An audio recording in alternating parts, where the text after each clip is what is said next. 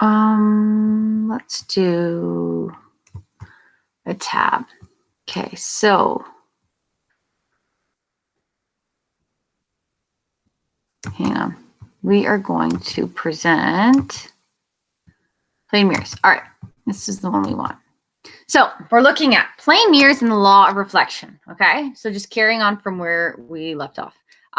What do you see when looking in the mirror? Well, the answer to that is yourself. What are other examples of surfaces that will reflect light? Now, we've already talked about this. This was, shiny objects, metal objects, mirrors, the water, right? The lake. Those will reflect light. So that's just a recap. Okay, let's move on. So, most smooth, shiny surfaces are also called reflective surfaces or an optical device because it reflects light.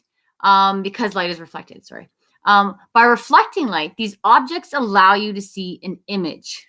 Okay, the smoother the surface, the clearer the image will be. We already talked about smooth surfaces and diffuse reflection, right? So smooth reflection, diffuse reflection. So using the water as an example, that's why you can see images in like the lake when it's calm, and you can't really see the clear image when it's wavy. So an image, this is a reproduction of an object produced by an optical device. So mirrors. This is where we are going to start drawing ray diagrams. So the behavior of light off of certain mirrors is different. So we're going to examine different types of mirrors and how the light behaves and where we're going to get the images when the light reflects off of these mirrors. Okay, so there is two types of images.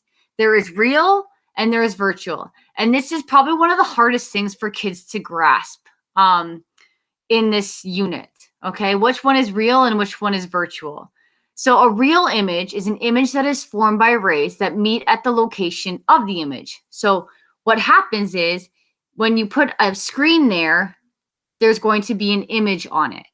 Okay, a virtual image is an image that is formed by rays that do not actually pass through the location of the image, and they do not show up on a screen. So write these definitions down. I do not expect you to understand this right now, okay?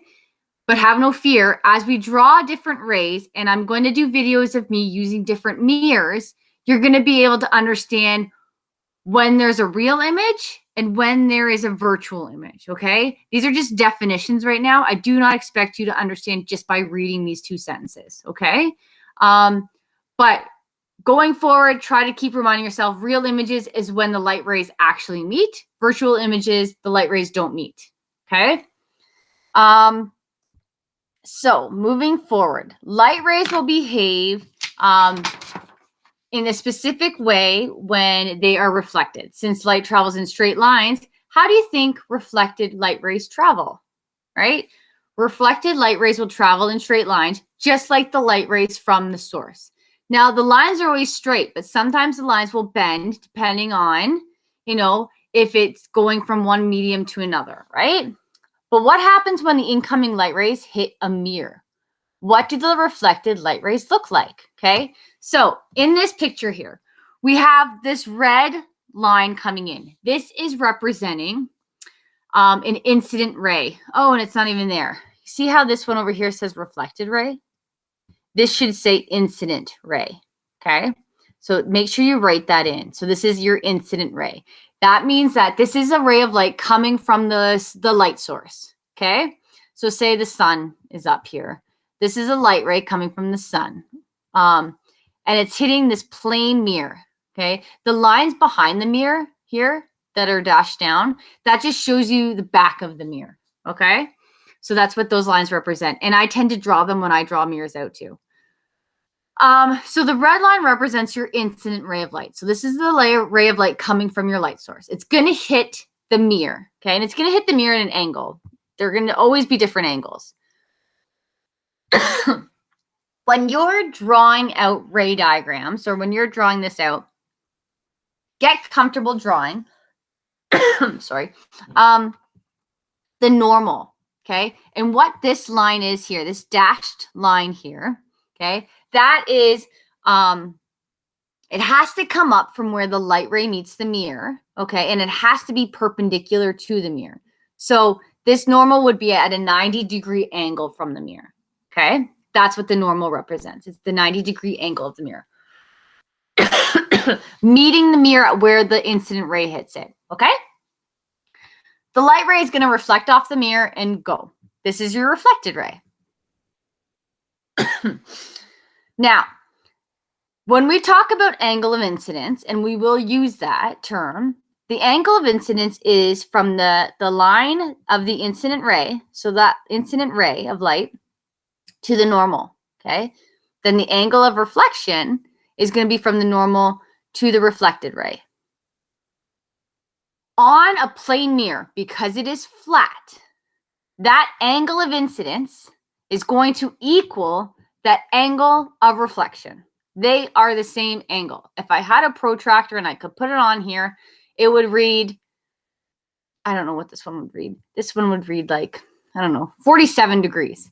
This one would also read 47 degrees. Okay, so you measure the angle from the light ray to the normal. From the light ray to the normal. Never from the plane mirror to the light ray, okay? So things that we need to understand about your plane mirror, right? So light travels in a straight line. If it were to hit the mirror at a 90-degree angle, it would reflect back upon itself, okay? But when it's hitting it at an angle like this, you're drawing your normal up, it's going to reflect off the mirror the same angle from the normal as the angle of incidence, okay? So, terminology, mirror, your reflective surface. Your normal is that imaginary line that's perpendicular to the mirror at the point of reflection, okay? So that is at the point of where the light ray is bouncing off the mirror. That's where you draw your normal from. Your incident ray is the incoming light ray from the source. Your angle of incidence is the angle between the incident ray and the normal. Remember that. It's from the normal to the light ray. Your reflected ray is just that. It's the reflected light ray off of the mirror. And then your angle of reflection is the angle between the reflected ray and the normal. Okay, and we have our little symbols here. So your theta I, that's a lowercase I beside it, and that represents your angle of incidence. And then you have your theta, your lowercase r beside it, and that represents your angle of reflection. Okay, so carrying on. So law of reflection. Remember this law. Light will always behave in the same way when it's being reflected. There's no tricks to this. So the relationship between the angle of incidence and the angle of reflection is one of the most important properties of light and has led to the law of reflection. Okay? Now let's state the law of reflection.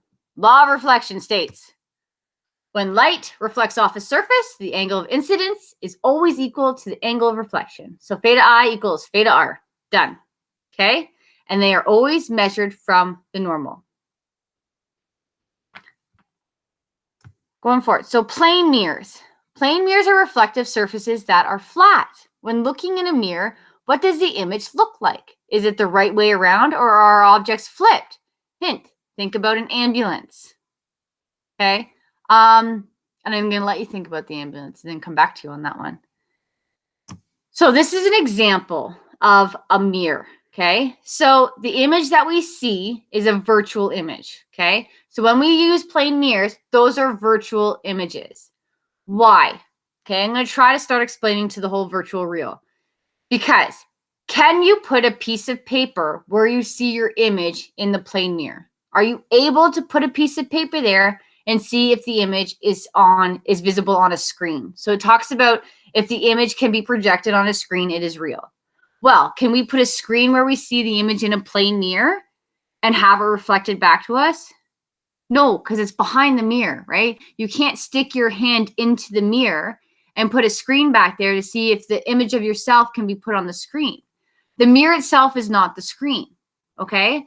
It's if you put a screen exactly where you see that image, can it be reflected on the sheet of paper? No, because the image, when dealing with a plane mirror, the image is behind the mirror, so you can't actually go where your image is produced, okay? So if you're standing 2 meters in front of your mirror, your image will be 2 meters behind that mirror, right? You can't go back there. There is no 2 meters behind your mirror, right? I hope you can understand that. I will show you an example of a real image because I think that helps really distinguish between the two.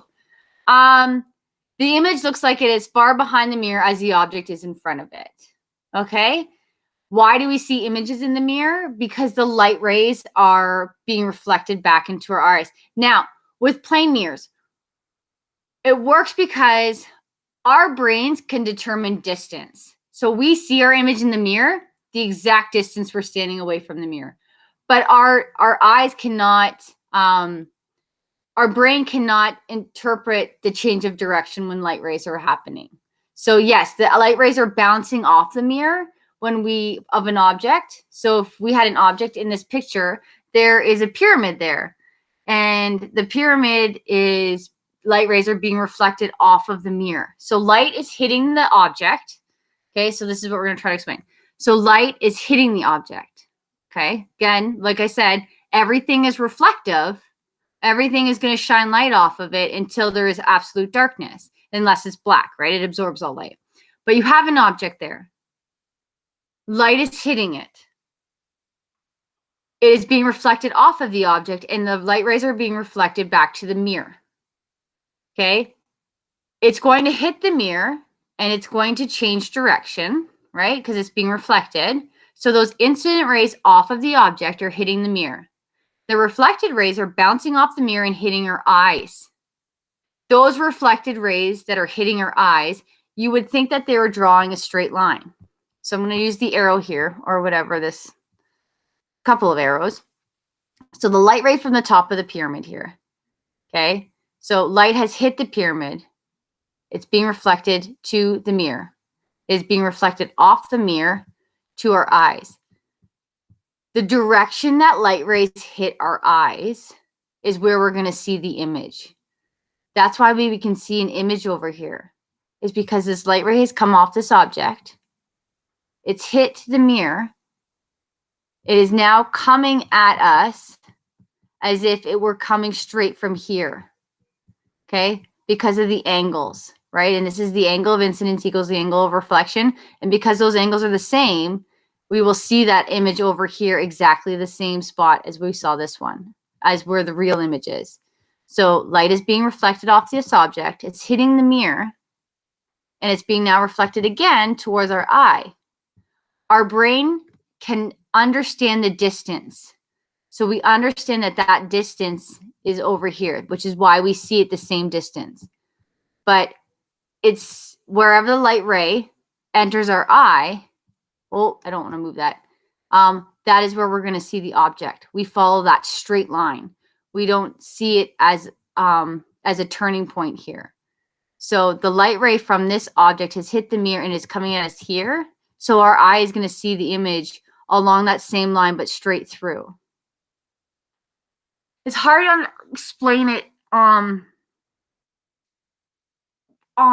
the computer without having like in visuals in class. But this is also kind of how mirage is. We see a mirage is that you see it because the light has the light rays that are being reflected off the mirage have changed direction a little bit, because mirages happen when you have that light ray going from like the cold air to the hot air, and it actually like the cold air to like the hot surface. It causes a change of direction. So that's where you can see a mirage, is because of the temperature change. It changes the direction of light just a little bit, enough to provide a mirage. We'll talk more about those in a little bit. But that's what happens is the object is reflecting light itself. It's reflecting light to the mirror. The mirror reflects those rays to our eye. And then that's why our eye sees it back here, is because the light ray is coming. That reflected ray is coming this direction.